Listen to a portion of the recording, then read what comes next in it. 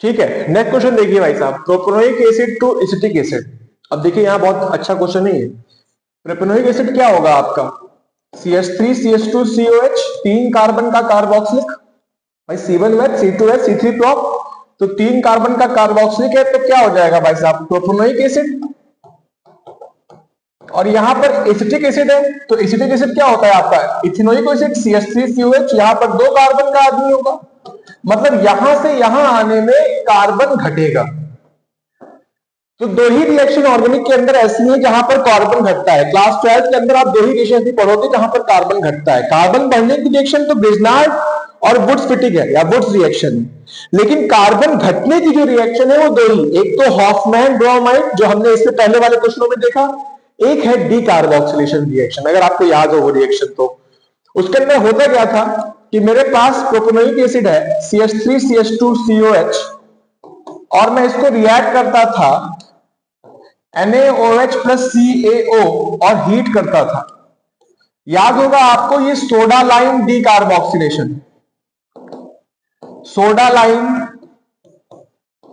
Decarboxylation. जैसे ही soda lime decarboxylation है, यहां से CO2 रिमूव होता था क्योंकि डीकार्बोक्सिलेशन है। जैसे CO2 रिमूव होगा क्या बन जाएगा ये CH3 CH3। अब क्या करूंगा, Cl2 से रिएक्ट करा दूं, हैलोजिनेशन रिएक्शन, और Cl2 से रिएक्ट कराऊंगा किसकी प्रेजेंस में, डिफ्यूज सनलाइट।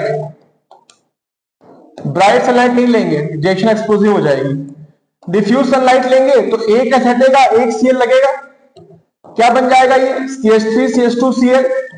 फिर क्या करूंगा भाई साहब, एक्वस KOH से रिएक्ट कर दूं, एक्वस KOH से रिएक्ट कर दिया। अब आपको पता है nucleophilic substitution reaction, K plus किसको ले जाएगा, Cl माइनस को, और OH माइनस लग जाएगा, क्या बन जाएगा यहां पर CH3 CH2OH। और बताने वाली बात नहीं है, इथेनॉल है इथेनॉल।